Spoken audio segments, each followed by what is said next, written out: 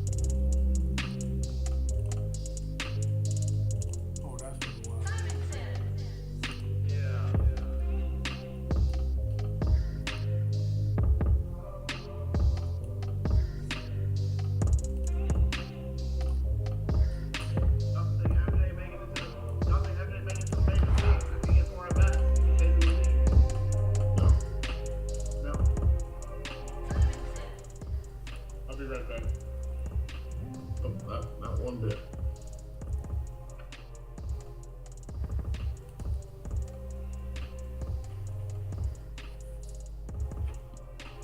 That's a whole lot better than he was and didn't get a sniff. That is true. Absolutely. This swing, I'll tell you what, this swing was not hot. No. Oof. As big as he was, he should have been tattooing that wall. He wasn't. No, that's right. That's what I'm saying. It just looked like everything he's swung at, he was just lunging at. Everything. I was like, man.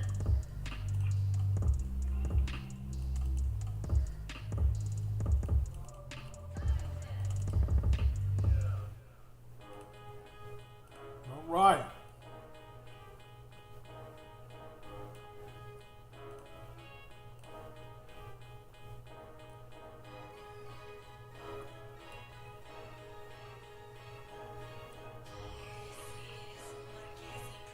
Give me 1 second.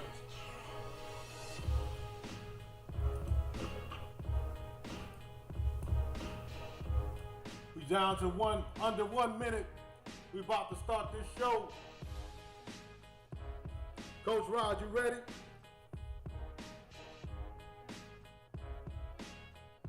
Is the music playing, Steve?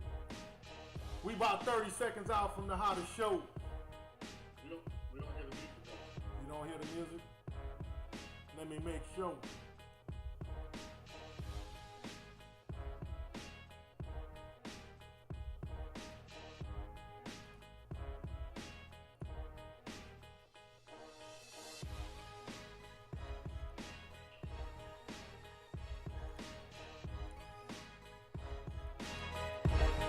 How you looking?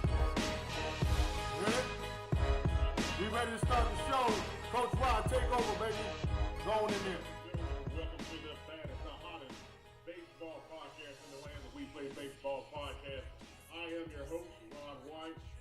Ladies and gentlemen, to get into the show, you can text your questions to 334-249-2290, or you can tweet us at WePlayBaseball2. Also, you can follow us on Twitter at WePlayBaseball2. You can also follow us on our new platform, which is Sportscaster, which is www.sportscaster.com/WePlayBaseball. And as usual, you can follow us on YouTube at We Play Baseball on the National Scouting Bureau channel. Ladies and gentlemen, welcome to the stage, our normal guest. And we have a special guest. And Ken, I'm going to come in and introduce you in just a minute. But as my normal panel, Carl Nichols is here. going to be us running the show, ladies and gentlemen. Carl Nichols. How's it going? All is well, bro. All is well. And our special guest, go ahead and introduce him now, Kenny the Hawk Hawkins, who's also the assistant coach at Harris State University. He's also a analyst for the St. Louis Cardinals, even though he wearing his Washington Nationals hat today. Got it. But yeah, he'll be on the show. We got some tremendous things we're going to talk about. Before we get started, let's just get into the background of this, of what we do. The We Play Baseball Podcast is designed to be an information source to parents, players, coaches, anybody that's interested in baseball from high school up to the pros. If it's player development or down to recruiting, we talk about it on this show. And so we designed, the whole deal is designed to make sure that we provide you guys with solid, sound information as you guys are staying tuned into what's going on. So with that being said, I'll go and let Carl give an introduction of himself. I'll introduce myself first, then Kenny, I'll have you introduce yourself, tell everybody about you, and then we'll go from there. We'll get into the nuts and bolts of the show. Carl? Carl Nichols. Played 18 years professionally. Played with Baltimore Orioles, Houston Astros, a couple years independent ball. Did a little bit of scouting. Worked at the Urban Youth Academy in Compton when it originally opened, from 06 to 2012. Coached Team USA with USA Baseball, as well as consulting players currently. So that's my deal.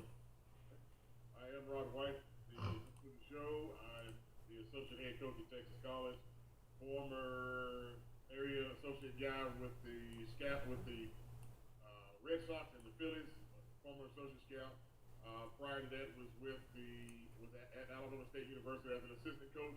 Prior to that was in general management and independent ball, all the way down to a player, all the way back up. So that's kind of my story. That's kind of the background behind me. We have a buddy of mine, and we'll get into the nuts and bolts of the show in just a minute. But Kenny Hawkins is here. I brought him on. He had a tweet. We're going to talk about that tweet. We're going to talk about the Harris State program, how the season went. But Kenny, just give a little bit about your background, and then I'll do some. We got to get into our facts of the day, so we still got time. So go ahead and do that for us. My name is Kenny Hawkins. I am assistant coach, obviously, at Harris State University. I recently took a job with the Peoria Chiefs, who are owned by the St. Louis Cardinals, as a TrackMan operator and advanced data analytics guy for them. Obviously, I'm not working for them right now, so as right now, I'm just talking to kids about what's going on in college world and giving some decent advice, hopefully, and just living life. I just had a baby, and you know, Congratulations. just had an 11-pound baby boy, and Wow. we're just trying to take care of my kids, and during this time, just making my kids better at baseball, teaching them about the game. Absolutely.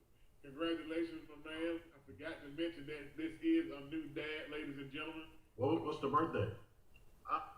April 13th. Okay, I just had a granddaughter April 1st. Yeah, that's right. You did have it. Wow. We didn't even talk about that, Carl. My Yeah. bad. Well, that's cool. Your granddad number. Well, it's my first biological one, but I got Okay. All right. it's a complicated family. We understand. So, before we get started, guys, we're going to get into our baseball facts of the day. So, P, would you roll the footage, please?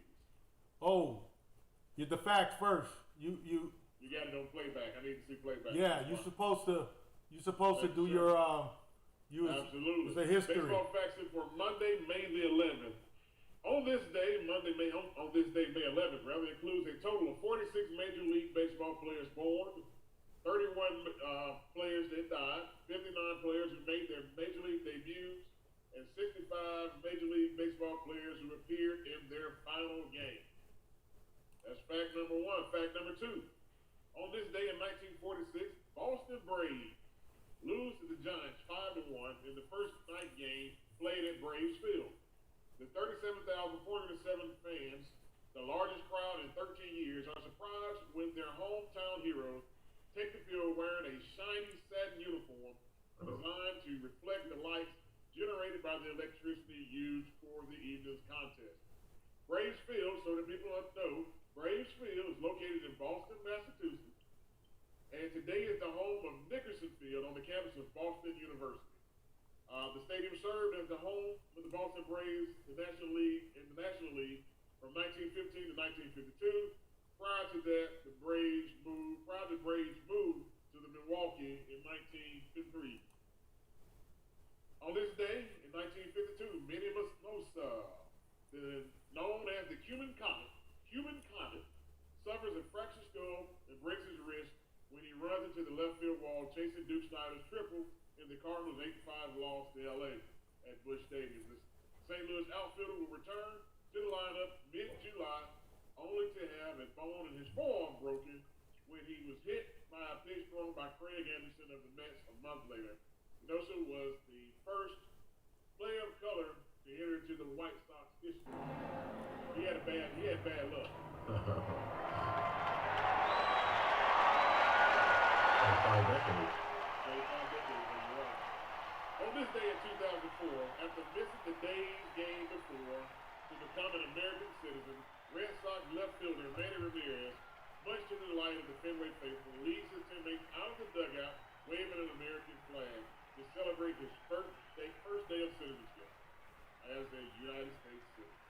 As the 31-year-old native from the Dominican Republic comes to bat, Neil Diamond's song "America" is played over the PA system. Finally, on this day in 2016, Max Scherzer ties a major league mark when he strikes out 20 batters in a 9-inning game, joining Roger Clemens in 1986 and 96 with the Red Sox, Kerry Wood 1998, Cubs, and Randy Johnson 2001 Diamondbacks. The 31-year-old right-hander who goes the distance in Washington's 3-2 victory over the Tigers at National Park has an opportunity to establish a new record with 2 outs in the ninth, but James McCann grounds into a forced out at second base to end the contest. Here's Max, the ex-Tiger. Interesting matchup for him. Here's the wind, 3-2 pitch. Swing and a miss. He struck him out. Fastball upstairs. The base hit. And then Scherzer strikes out 3 in a row. Well, Scherzer already has 8 strikeouts. 10 outs. 9 of them are strikeouts. 95-mile-an-hour fastball and strikeout. Number 10 for Max Scherzer. 13 strikeouts for Max Scherzer. Tigers are potentially a hit away from taking the lead. The 0-2 pitch. Strike 3 called. Fastball 95 belt high. Swing and miss. He struck him out. Change up in the dirt. 15 strikeouts. Tying the Nationals Park record for Max Scherzer. 2-2 pitch. Breaking ball. Strike 3 called. Strike 3 called. Take some of that to the bench. Change up right in there. 17. 35,000 plus. The wind, the pitch. It is. Yeah. Fastball at the knees. 97 miles an hour. Woo! He strikes out the side. He strikes out the last 5 Tigers. He has struck out a new Nationals record. 18 men in the game. Unbelievable. A huge ovation from the crowd when Max Scherzer came jogging out of the dugout back to the mound for the 9th inning. Swing and a miss. Number 19.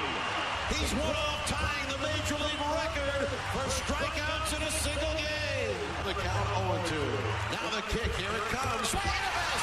Swing and a miss. He struck him out with a slider. He has tied the Major League record for strikeouts in a game with 20 strikeouts. Randy Johnson, Kerry Wood, Roger Clemens, and now Max Scherzer. And he's still got one more possibly to get. The kick of the 0-1. Swing a ground ball to third. Fielded by Rendon to second, the fourth, and a Curry W's in the box. What is strikeout? Well, there you have it, guys. Those are the facts of the day. Woo! Thoughts, comments, before we move on. I think he got a wiffle ball. That's not a baseball. That's a wiffle ball. Right at work on that day. There's a lot of work right there. Carl, that doesn't happen very often, guys. I want to make sure people understand that. Carl, how you hit something like that, thing moving around like that, and then you got the catcher framing it? Yeah, that's for a day off. That's how you hit that. That's right. He was definitely on that day. There was no doubt about that. 20 is a feat that was only accomplished by 3 other people. Well, 4 technically, because Roger did it twice, but other than that, nobody else has done it. So Kerry Wood. Kerry Wood. Kerry Wood. Yeah, he's in the 3. Yeah, he's in the 3. It was Roger Clemens, Kerry Wood, and Randy Johnson. Randy Johnson. Randy. So I yeah. remember that day Kerry Wood did it. I rode home so damn fast on my bike, I almost crashed into a car. It was in like the 7th inning. I was jetting home. You were jetting home. You were getting it on. I heard the gym teacher say he had like 11. I was like, uh-oh. So, Kenny, let's get into this real quick. First thing first, let's talk about, you and I both college guys, college coaches. We had our seasons cut right in the middle of us, right? Yeah. How did your guys take it? What was the reaction? How did it feel? So we played our last game. I have it up. We played our last game March 11th. We ended up splitting with Missouri Baptist in a doubleheader, and they're in our conference. They're a pretty good team, and after we found out our weekend series got canceled, the whole AMC was like, we're gonna cancel it for 2 weeks, and then like 2 days later they just shut the whole thing down, and our guys were devastated. I know that we felt as a team we were starting to get hot again, and we just had to figure out a plan to move on and figure out a way for our guys to stay in shape, because we do at our school play games in the fall that count towards our spring. So it's so crucial that our guys stay in shape during this time. When they come back in August, they're ready to go. Ready to go. I got you. So I saw the tweet that you put out, and that the Harris Stone put out in general. Congrats to all 28 HSSU baseball players for being named academic all-conference. 28 is 13 more academic all-conference recipients than last year. So you had 28 guys who were academic kids. Talk about that. That's huge for us. Being that we don't have athletic scholarships like other schools do, we have a very, very small amount. We expect guys to come in and be academically successful, because at the end of the day, when you're academically successful at our school likes to give you more money for tuition. And so that kind of offsets the price of our school. Not only that, but our school is extremely affordable to begin with. So a lot of our kids come out almost debt-free once they graduate. Good. So what's the actual tuition at Harris Stone? I want to say roughly like 8,000 or something like that. Yeah. Where is it located? We're in St. Louis, Missouri. We're across the street from St. Louis University. Okay. Joel, you had a shout out for outfielder David Pound. He crushed it this year. 374, 5 home runs, 30 RBIs in 30 games. He was doing it. Yeah, we had a few guys that Black College Nines recognized. D.D. Cole, who Yep, D.D. D.D. Cole. I don't have his numbers. I got it right here. D.D. was 367, 3 home runs, 20 RBIs in 30 games.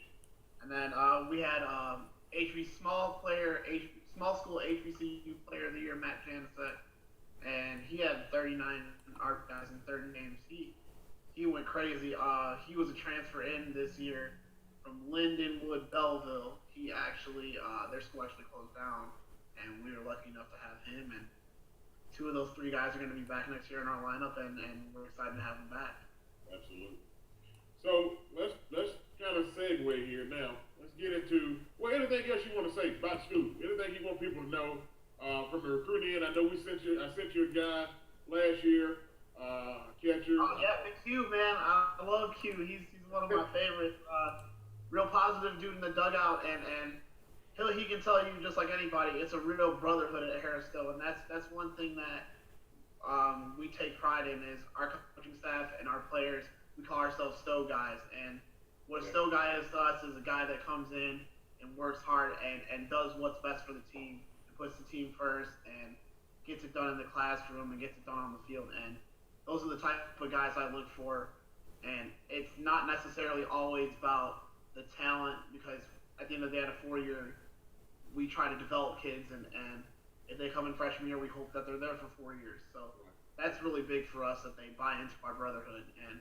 And when you do buy into the brotherhood, and it shows with our record somewhat this year, when we play well, we're a tough team to beat, and when we don't play well, when we're segregated, things don't go as well. So right, that's big for us. Gotcha. Carl, you got anything? No. Okay. Not right now. All right, now, good. All right. So, Coach, from your standpoint, what was the biggest issue outside of COVID happening? What was your biggest issue beginning of the season that you saw as an issue, or you guys saw as an issue, and then it was rectified by the time you guys started gelling? That time that you were starting to come together as that team, things were starting to roll smoothly. What was that biggest issue? I mean, so we started off our season 6-2 in the fall. Unfortunately, we weren't at full strength because of transfer reasons and stuff. So I really felt like we should have been 8-0 at that point. We were playing for Coach Bilby, our head coach's 100th win our first weekend, and the first weekend we just didn't get it done like we were supposed to. So we ended up getting his 100th win in the third game of the series, but we really felt like we should have swept that weekend and should have been 8-0 going into the spring. For the most part, the things that I felt that needed to be nipped in the bud, that did get nipped in the bud, was that people needed to check their egos at the door, and that happens when you have kids that come in from other programs and they were the top dog there, and like, it just is what it is. And at some point in time, you gotta say, hey, when we're not clicking as a team, whether it's on the field, whether it's in the dugout and our guys are in the game, cheering for our guys positively, it all has to tie together, because how do I put this? It's a momentum thing for us. It's a momentum thing. Right. When our guys are loud and they're cheering, and especially at our home field, it's suffocating the teams and it frustrates them. And we would have issues where we would be cheering for our team, and I don't know if it's an HBCU thing or what, but a lot of other teams that we played didn't like that, and they felt that it was directed towards them, and it would cause just extra unnecessary things. Yeah. So, and at times I didn't understand it, but I guess it is what it is. Yeah. It's a thing. Hey guys, I forgot. Y'all let me forget about my scores for KBO today, man. So I'm gonna give you the scores real quick. You know, I've gotten great at Kenny at announcing the names, calling the names of the team. So yeah. Everybody likes to hear them. So here we go. Kia, this was yesterday's scores, by the way. Kia against Samsung was 12-3. Who won? Kia. Yeah, bro. That's what I'm saying. You know I'm following Kia. That's your team. That's my squad. LG beats NC 10-8. Lotte beats SK 4-0. Here's the favorite. Doosan beats KT 13-12. And Kowloon beats Hanwha 6-3. Those are your scores from yesterday. They were off basically today. Yeah. It was like 3 a.m. this morning. And they'll resume 3 a.m. tonight.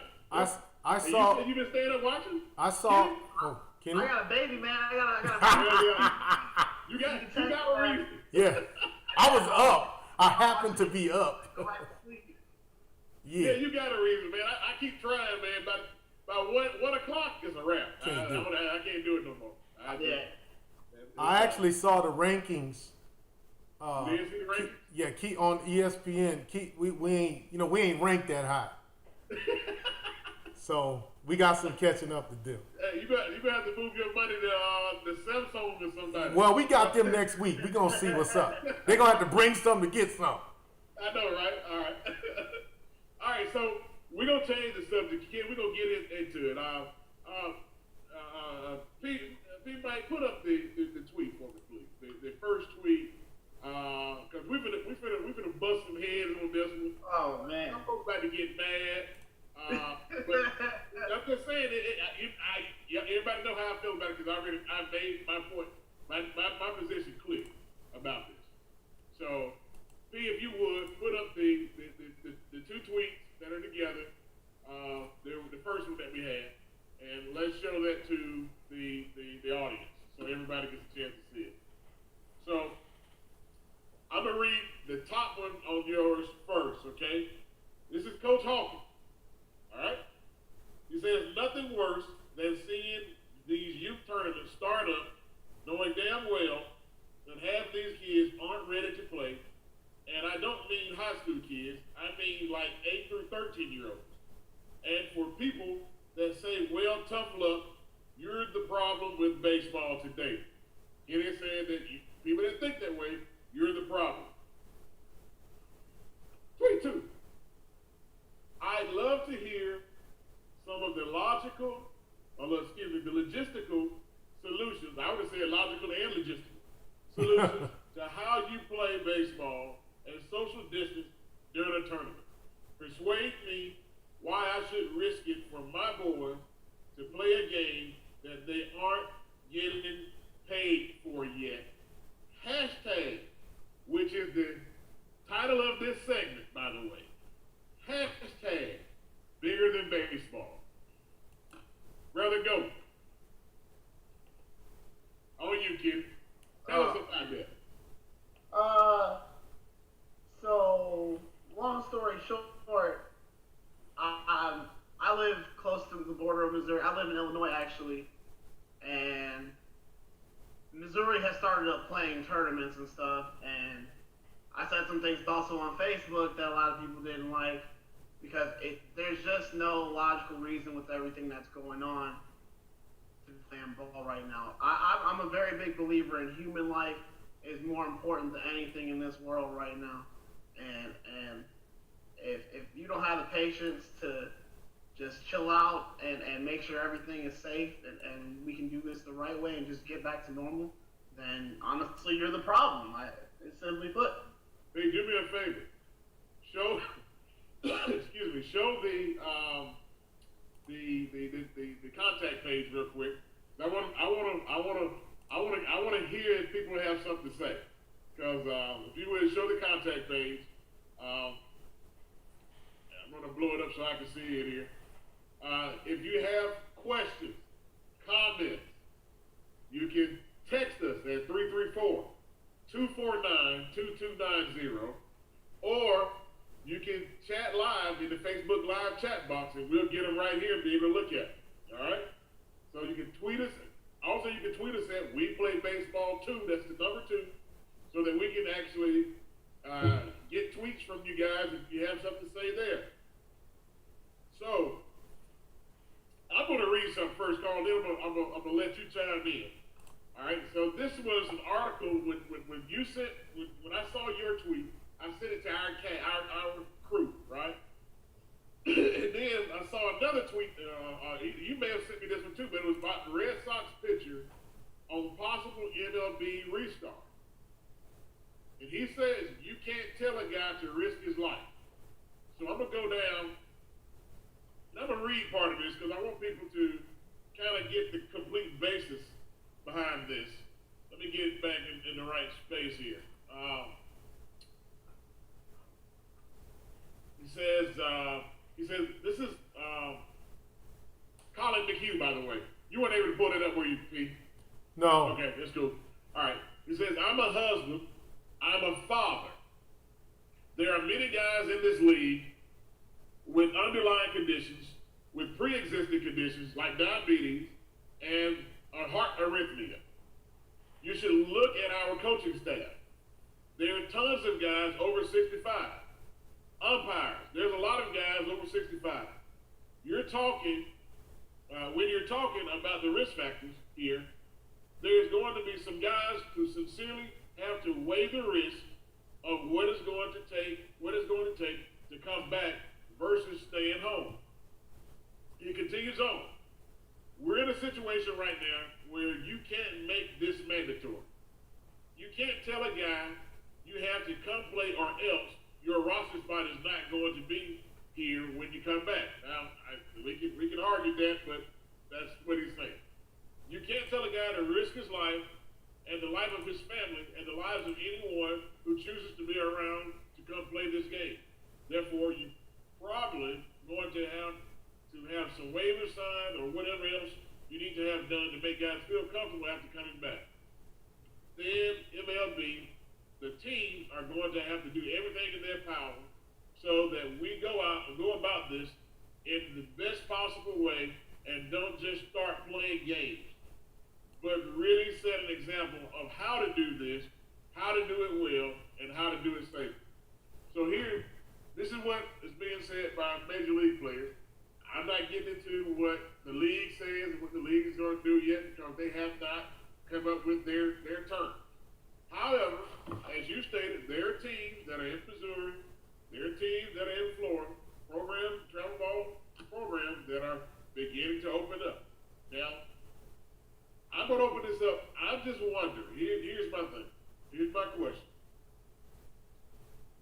How is it that colleges, because as a matter of fact, I saw this a minute ago, and I didn't get a chance to send it to Pete to put online so everyone else could see it. But when I sent out the picture today, with the information where I had you, we did on Facebook and Twitter, Kenny and Carl, when we sent that stuff out today, this was popped up right after my post on Twitter. Stanford baseball, Stanford, STANFORD, baseball. Due to the COVID-19 outbreak, all 2020 summer Stanford baseball camps have been canceled. We hope to resume clinics and camps in the fall. So here's my question. This is all I'm asking. And I'm Kenny, I brought you on to give your side. This is the only question I'm asking. If colleges, Major League Baseball, the NBA, NFL, NHL, tennis, golf, and every other major sport you can think of, are not hosting events because of this virus, okay? Why is anybody else that's below that hosting events? Somebody help me understand this now. You know what my answer to it is. Sing that song, Almighty Dollar. People with it from their brothers die. All right, so go. I'm giving you. That's the question. I'm gonna shut up. I'm gonna let y'all talk because I know Carl got something to say. Kenny, I know you got something to say. Y'all say it. I've asked my question. That was it. I'm gonna just put the math out there for everybody that don't really know like how travel ball works and how the business works into this. So let's just say you're at a big time tournament. There's 16 to 18 you, 3 age groups, and there's 50 teams per age group. Okay, so that's 150 teams in a 3-day weekend. Okay, each team pays $1,000 to $1,200 to come play in that tournament. Okay, so you're roughly at $150,000 in revenue right there in one weekend. Boom, but wait, there's more. Let's not forget about some places that charge $5 for parking in a day. Let's not forget about the quote-unquote gate fees to come watch your child play after you done pitched in to come in and already play in the tournament. Oh, and let's not forget about you can't bring your own coolers in and things like that because you got to buy their water and their snacks and their food and stuff like that.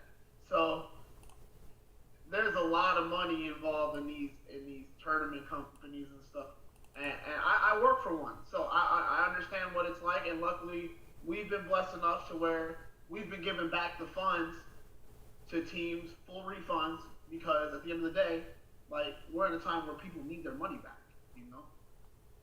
So that was real big for us. But, man, there's just so much revenue involved.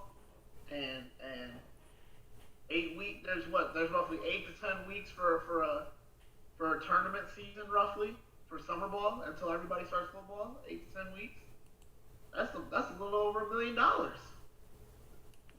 Think about it. You know, with your eyes closed. I also thought about the the Cooperstown experience. They go from I want to say the end of summer, like June, beginning of June, all the way through August. And that's a full week you there. And that's the full week plus the people that rent the properties, their homes. When we went, a lady told me that their whole summer is pays for the year, pays taxes for the year on the house. The whole they rent for 8 weeks or whatever it is, or however many weeks it is. That pays for the whole the whole year for the house that they rent in upstate New York. I'm interested to hear Carl. Well, it's been said, it's about money. Yeah, because with the Cooperstown thing, they've canceled most of their season already. But I've been hearing a lot of people are having a hard time getting their money back from the places that they've rented. Yeah. So maybe that lady doesn't want to give the money back. She's got to pay her mortgage. But yeah, it's about money, and these tournaments is their livelihood, and if there's no tournament, there's no money. There's no TV contracts like with Major League Baseball and all the other stuff. So this is what they rely on.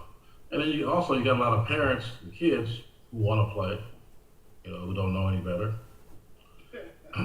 So it is what it is. But it's going to happen until another outbreak happens and shut everything down again. But until that happens, people are going to move forward. It's opened up here in Georgia. There's a tournament at the end of the month. Mm. We opened up here today at 5 o'clock. We opened up. Oh man, I just don't see how sanitary this can be, because bathroom. I'll tell you what, if you've never used a tournament bathroom before on a hot day in the middle of the afternoon, it's nasty. Like I told you before, they're gonna have a butler type attendant at the bathroom that is gonna let kids come in one by one. They gotta tip the guy as they come back out, but he's gotta make sure they wash their hands. And then when they get back out, he gotta go clean the toilet, sanitize the whole area. He gotta sanitize the sink again. I'm just saying. So supposedly the sun kills the virus. If that's the case, then it's too hot. It may not be as bad as we're making it. So I don't know if that's true or not, but that's what I keep reading. Are we saying the sun or the heat? Because the heat. I don't recall. I was about to say I don't recall those being outdoor bathrooms. Now, so the dude at the club that's in the bathroom with all the perfume. That's what I'm talking so about. Wait a minute, that just became a job? That's what I'm talking about. Kenny, did that just become a job? I thought that was like the job. You got to look at him funny, but this dude might be the dude now. Bathroom attendant. Oh man. Hey, you make tips. Hey, in order to use it, you got to come in. You can't come up in here. Can't come up in here unless you tip. So I'm just saying. So no, I'm in here. $2 tip, $5 tip, whatever it is, start it out. I'm just saying. I'm just. Ken, you said something. I'm gonna talk about you saying we as a parent, right? I have daughters, right? So neither one of them plays softball more than the other one, but she's worried about pre-med stuff, right? I mean, that's what she's dealing with, right? So she starts playing. So I'm going as a coach, so I'm not going as a parent, right? But when I have these guys that are be on my team for the summer, I am the parent, right? So it's my job, and I have to treat these kids just like they're my kids. You do something wrong, you got to pay the price. You do something right, we reward you. We build you up, we continue. But at the same time, now I got to protect you even more than I'm already I'm accustomed to protecting.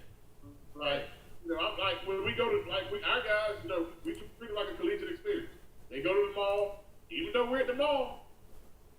I'm in the mall somewhere. And they got report time to come back. Time that we're going to get back on the buses and head out. I mean, it's the same thing. But now, I got to make sure kid has his mask on. I got to make sure that every 3 minutes hey man, you wash your hands. Hey man, you put hand sanitizer on. I mean, this is. I don't think I'm being funny, but I'm not really. Okay, really think about it. This is how deep this really is. And you got to understand, my wife is on the front line every single day as a healthcare professional. I mean, she was sitting in those meetings here down in the state of Alabama. When they started talking about this, she sits in those meetings. When all the hospitals came together, she sits in those meetings. And they make the decisions of being things. So I think I may have a little bit more information than the typical person, right? Coming from, since she's sitting in there. I don't see it. I don't see how we are now at this stage where we know, based on past history, that when you open back up and you allow things like this, you let people start back doing basically essentially what they were doing before, you're going to have a spike again. Yeah. And I'm like, I can't understand why parents are just so amped to let little Johnny go play Little Timmy. Little Timmy Turner go out there and play a 13U, an 8U baseball game. I'm lost. Why? Because the kids drive them nuts at home. They need to burn that energy off. They don't know how to work with their kids outside of that. I know a lot of parents that just put their kids in travel ball, drop them off, 2 hours, pick them up. I'm like, man, I don't understand. But see, it's tough now because now that your kids are home, you got the little laptops. My son has to do homework and stuff, and guess who has to be right there watching them do it? You. Because it's on the computer. Yeah, I have to do it. Yeah. I mean, luckily, I have a 16-year-old. And she, like I said before, she does her thing. She's good at what she does. I don't have to watch over her. Just whenever she needs something, she say, Dad, what is this? You are literally, and me being an elementary school teacher, right? Me having to sit there, and I understand what parents are seeing day in and day out because we saw it every day at school. Yeah. Now, as they say, there were a lot of new teachers this year that got fired on their first week of the job. And I'm not talking about the teachers at the school.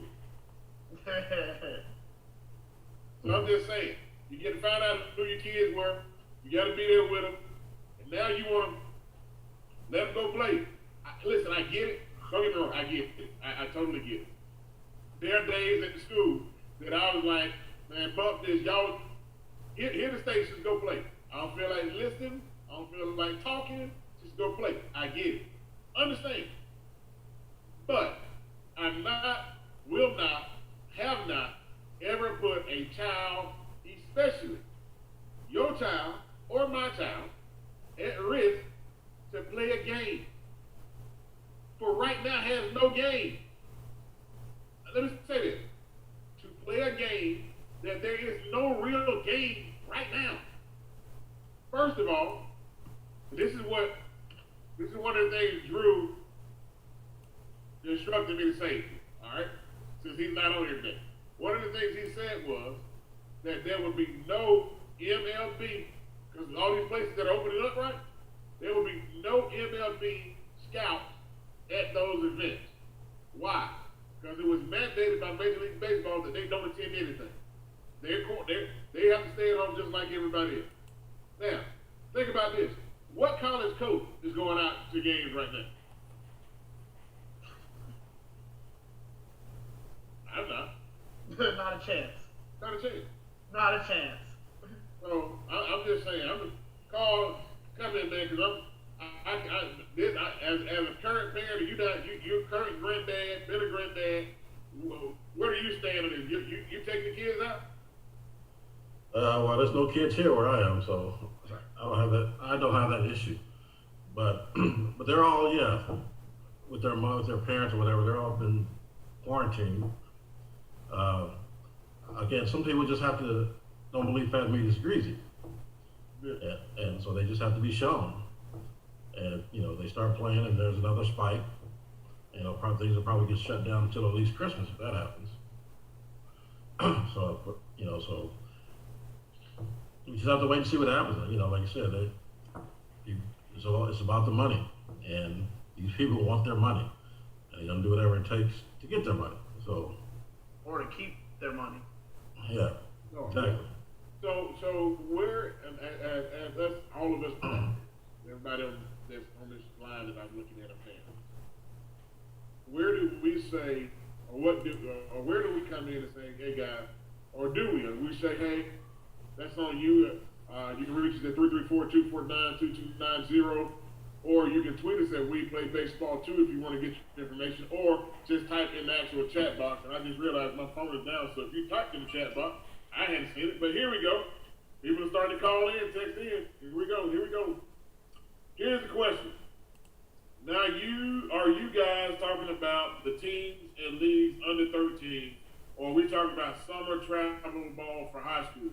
I know that from what I'm hearing that summer collegiate leagues plan to start in June. I know that the Cape Cod League shut down. They're one of the top leagues. The NECBL shut down.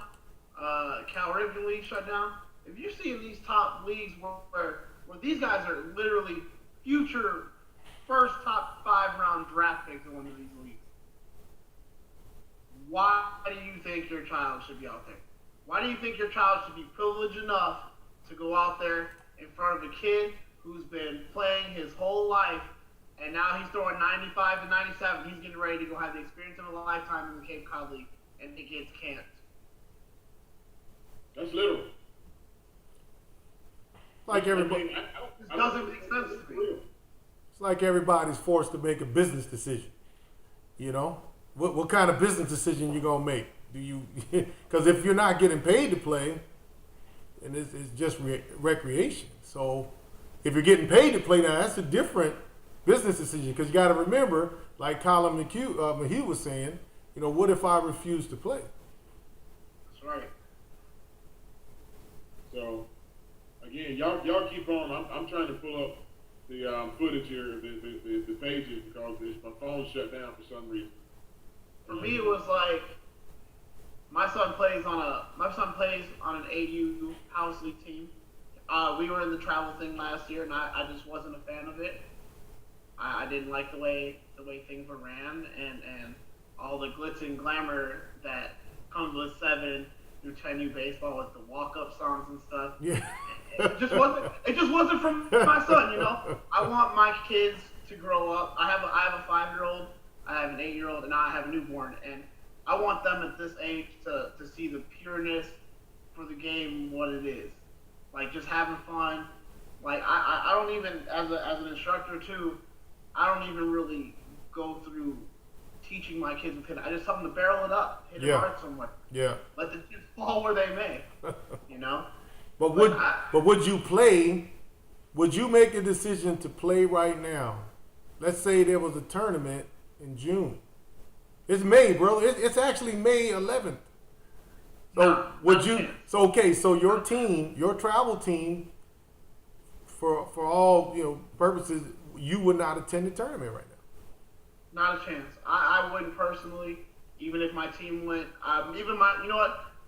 My kids are. I would say for my son being 8, he's very mature for his age, and even he has a common sense where he's like, I don't want to get sick. I don't want to end up in the hospital because of this. And from a business standpoint, the last thing I want to do as a travel team owner is be the organization that gets the kid that catches the coronavirus. Exactly. And then have that liability to say, well, as a parent, you convinced us that it's going to be safe and blah, blah, blah, blah, blah, and this, that, and the other. We believed in you. I don't want none of that liability on me. Yeah, I think that's where it all lies. See, it's really about liability. You know how it is in this country with the litigation system. Yep. As soon as somebody can prove that it was you. Yeah. It happened because he was playing with you, or as soon as they can say, okay, he got it from this tournament, Or he got it from... Or from the coach Okay. who knew he was sick, or, it's crazy.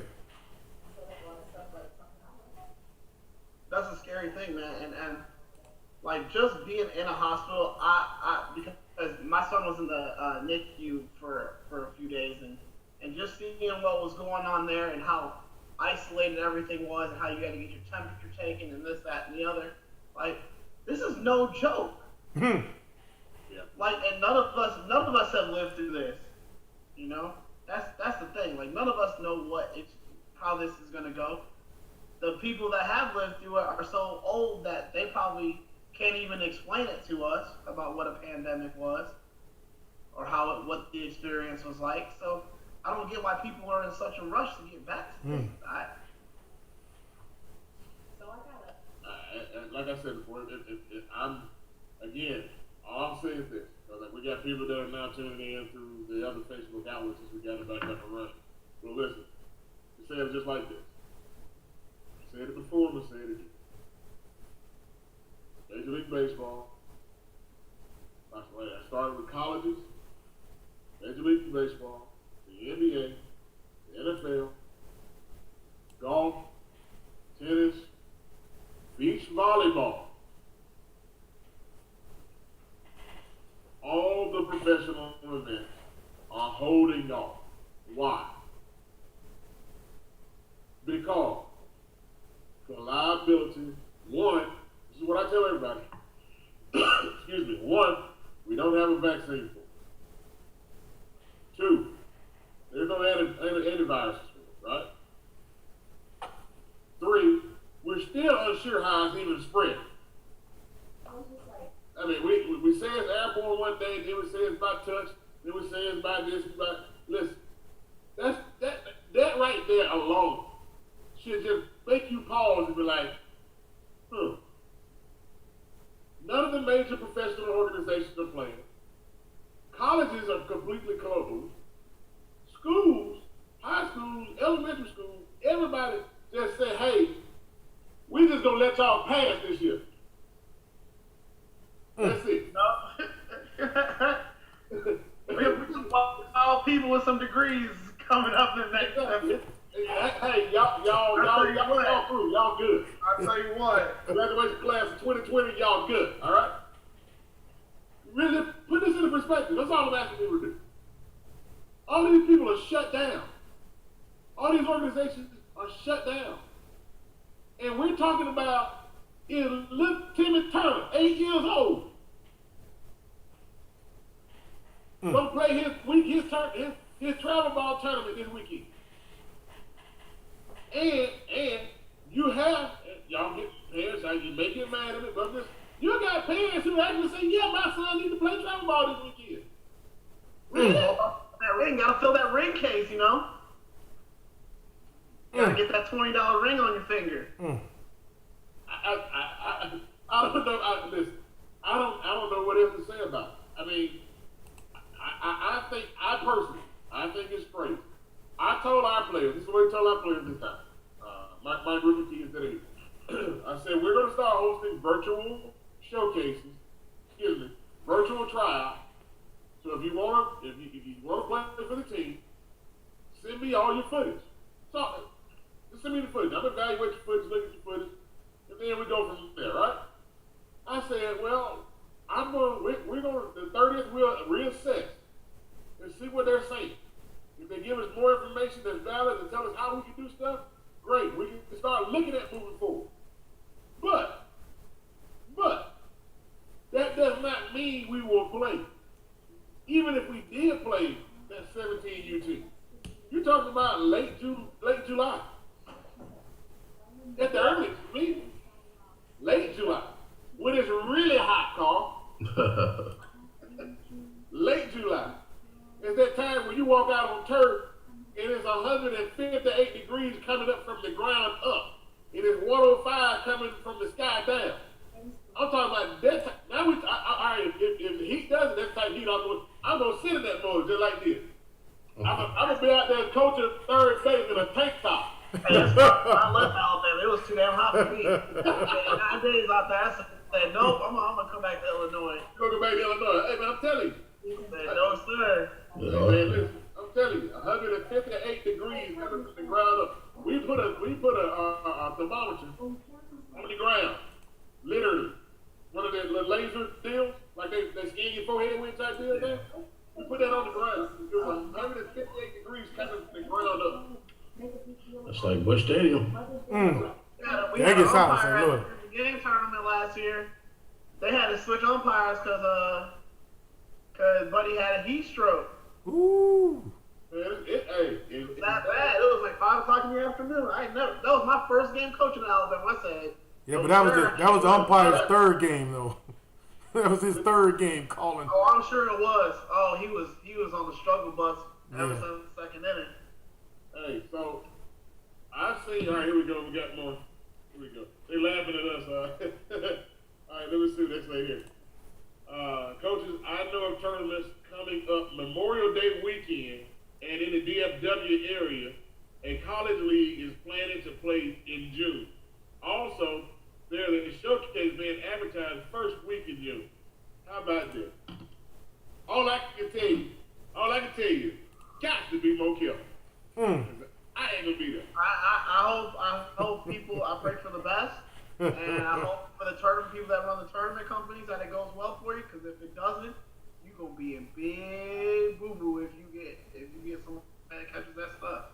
There's gonna be some you better have some serious liability before them being signed before you do any. Let me say this from a legal standpoint. Them waivers don't mean crap. Let me just put that out there. They don't mean crap. Because at the end of the day, when you run any type of event, you assume the liability, regardless. Just like, let me give you a good example. You remember when the guy was I can't remember what field it was, but he was in the stands, and he went to reach for the ball, and he fell over? Oh, yeah.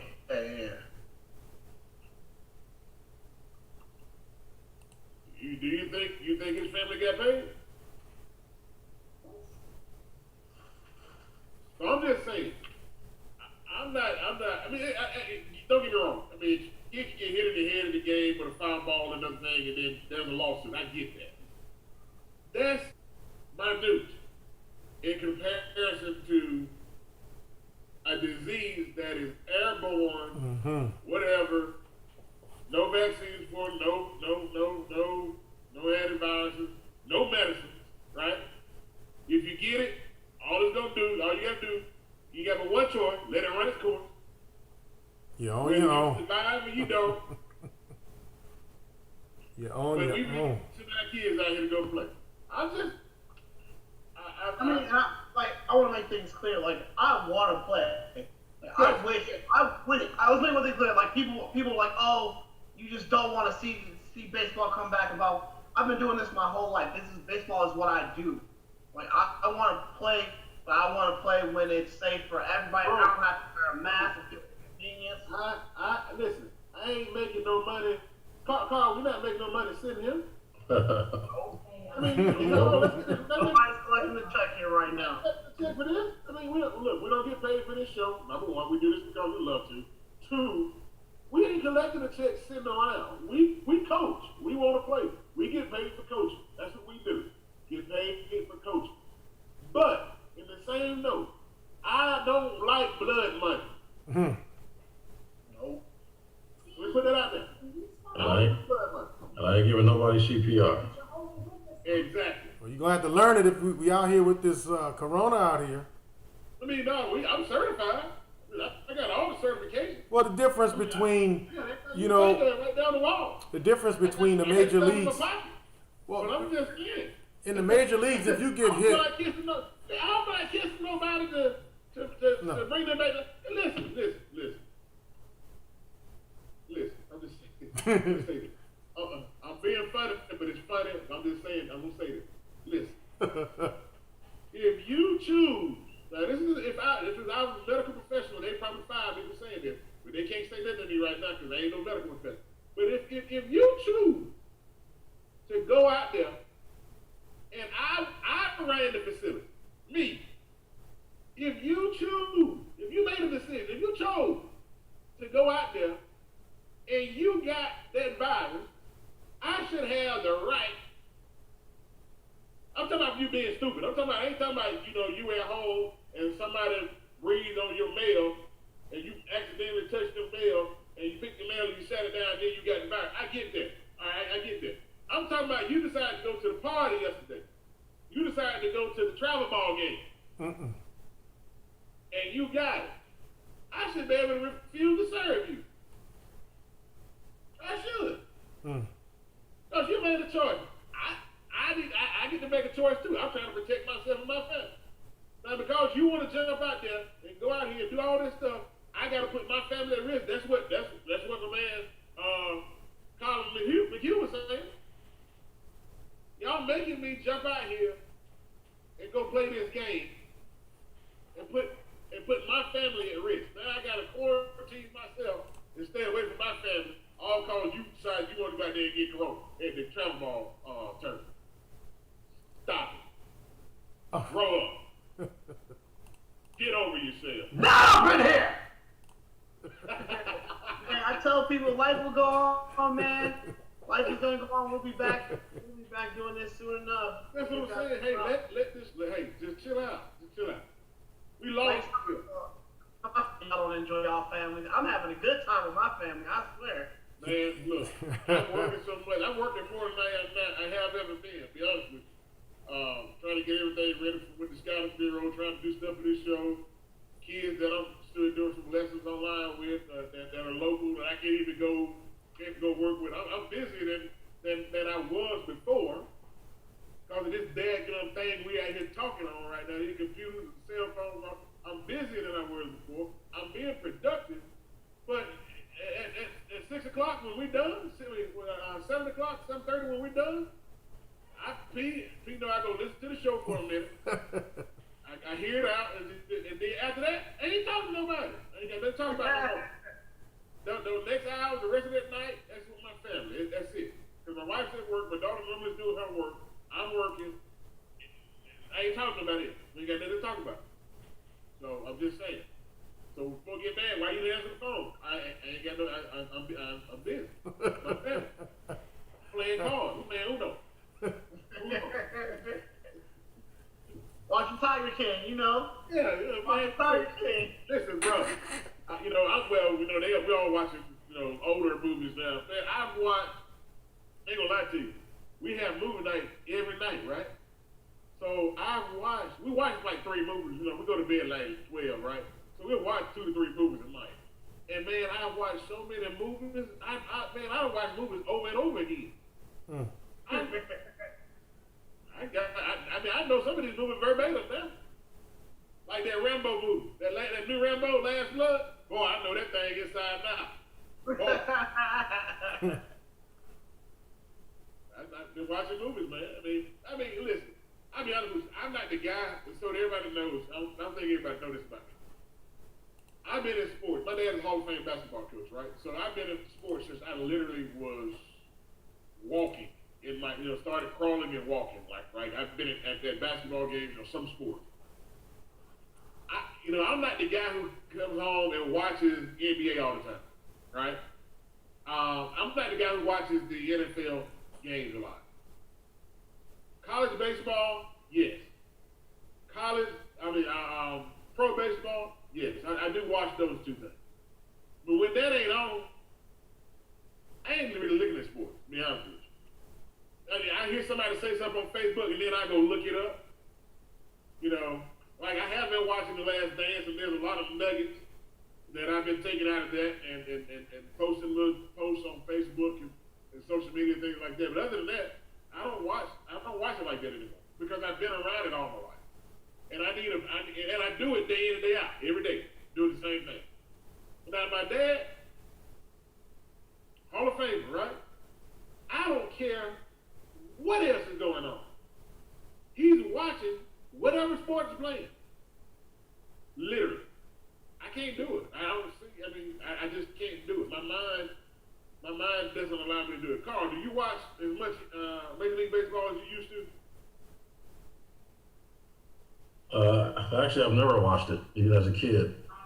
Only time I really watched it is if somebody's playing that I actually know. Otherwise, I can't sit through it. I've actually fallen asleep in the bullpen of a major league game. That's crazy. You're not the only. You're not the first person I've heard say that. I know a lot of guys. Yeah, it's just. It would be like an accountant coming home and doing more accounting work. For me, that's what it's like. Once you get away from it, you're away from it. You don't want.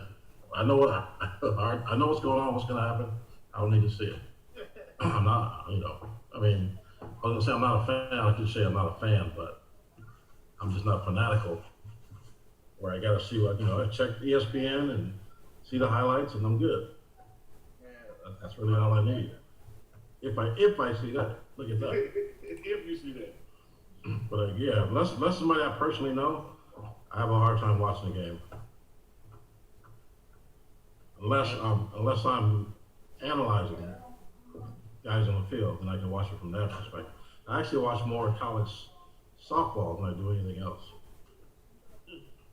It's actually more exciting for me to watch, and they play with a little more energy than guys do. So for me, that's more fun to watch than watching a Major League Baseball game. Especially if Sergio's pitching striking out 20 guys. Who wants to see that? I do. I want to see it. I do. I'm the only one. You almost crashed your bike to try to get home, remember? Yeah. But I'd watch guys like Ricky Henderson, and I'd watch Barry, those kind of guys. But now everybody's a cookie cutter, so they don't want that flair in the game. So I'll watch Bryce Harper a little bit because he's still got a little flash in him. Mike plays it by the rules. Yeah. He's the face. I mean, now that's a good point, Carl. I mean, we probably need to hit on that this week too. That's a major point right there. It's been toned down. You're right. When I really think about it, and that's pretty much I just put it out there. There's lack of there's a lack of African American athletes, but you have the Hispanic athletes, but it's still everybody's playing by the rules. Well, yeah. I mean, they've always discouraged it. It's even more so now because there's just few of us playing it. So. Well, Kenneth, you got the last word of the day, buddy. What you got? Anything you want to say? You want to put out there? I know we covered a gamut of things, but you got the last word, and we'll let you go for it. So for me, I just want to shout out a few people that have had positive influence on my coaching career. I'm gonna start with Tom Siebert. He runs Team Arizona Baseball. He's the one that got me started in the recruiting and coaching. So he's a dude that really taught me how to recruit, how to be thorough with a kid, and be a player's coach. And I really take pride at times in being a player's coach. And a lot of my players will tell you they have my respect because I see it both ways, and I'm tough when I need to be, and I'll be the first one cheering you on when you do something right. So that's a big thing for me. So Tom Siebert, Rashad Stewart, he runs Pro Player Academy in Illinois. He's another dude that that as a young African American ball player, he was real big on showing me the way when I was young, and I didn't realize that there was that many black people playing baseball. Yeah. So that was real big for me to meet him and be around him for a little bit. And just big shout out to CJ Bilbrey. He took a risk on bringing me in this year, and I'm extremely thankful that I got to be a part of Harris Stowe. I was part of a program a couple of years ago that we didn't have as much success, and it was frustrating at times, and the school didn't really work well with the athletic program, and I'm glad to be out of that situation, and I don't want to say I have a newfound love for the game, but those guys that are in my dugout, they really give me a boost of energy, the passion, the drive, the love back in into my heart to be around the game more, and my kids love it. I that's a big thing for me too. My kids are so important to me. I love when they go to school and brag about what I do, and I'm hoping that they continue on the right path of enjoying sports, not only just baseball but basketball, football, etc., whatever they want to do. And I just want everybody to know, like, please stay safe during this time. Wash your hands, wash your butt. You know, it's a shame when the state got to tell you, the government got to tell you to wash your tail. That's a big thing. I tell people, wash your hands, wash your butt. Maybe not in that order, but you know, those are, hygiene is so important, and be thankful, man, because I had some people that were close to me that actually caught COVID-19, and it's a scary experience to watch your friends have to be quarantined with their parents and things like that because of the situation, and not sure if you're gonna ever see them again. So be thankful and wait this out. We'll be back on the field soon. Absolutely. Carl, anything else? Yeah, like you said, everybody just needs to stay safe and be patient. You know, well, eventually we'll get back out to it. Your 12-year-old's not getting drafted this year, so. You can say that again. but he might commit to a Division I school. You feel me? Yeah, that's that belief, that myth, huh? The 7th and 8th graders, you know, you get in 7th and 8th grade, you committing early. You know, it works out. Oh, it always works out. Yeah. All that whole coaching staff stays there. You know, and that's like a change. You don't get injured. Okay. So appreciate you coming on, man. We're really glad to have you start off this Monday. Ladies and gentlemen, we thank you for tuning in to the WePlayBaseball Podcast. We'll be back tomorrow. Hopefully we can have the whole crew in. And we can have them in the chat. Carl, remember your session. That's what we're going to do tomorrow. I think that'll be a good one. And I will have Drew or one of the other guys come on as well. One of the kids I was telling you guys about, Drew Baker, and a couple other kids that we got that we've been working with that are high-level prospects. And we're supposed to have Zach on this week, I believe. I'm waiting for his dad, Zach Meek. Probably the number 1 overall draft pick out of high school at least, coming on. So we'll see if those guys, we get that worked out this week as well. So Drew ain't on here, my bad. P, you can go ahead and roll it. Carl, appreciate you. Thank you for coming on, man. Great having you on the show. We're happy back.